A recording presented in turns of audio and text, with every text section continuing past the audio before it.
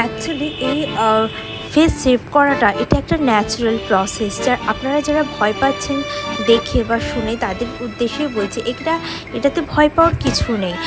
তবে কয়েকটা কথা আমি আপনাদের সাথে শেয়ার করছি, সেটা হচ্ছে কখনোই এটা ওপর দিকে আপওয়ার্ড সেকশানে কখনোই এটাই ইউজ করবেন না।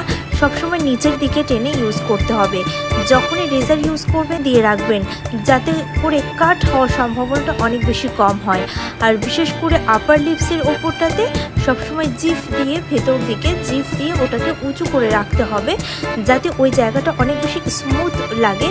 আর একটা কথা বলি, স্পট বা কোনো ব্রণ এগুলোর ওপরে কখনোই লাগাবেন না। যেটা চেষ্টা করি সেটা হচ্ছে রাতে করার জন্য, এবং পরের দিন মর্নিংয়ে অবশ্যই স্কিনে ফেসে SPF দিতে একদমই যেন ভুলবেন না। ওকে, আর এই ধরনের আরও বিউটি রিলেটেড ভিডিও দেখার জন্য আমার চ্যানেলটিকে অবশ্যই সাবস্ক্রাইব করবেন এবং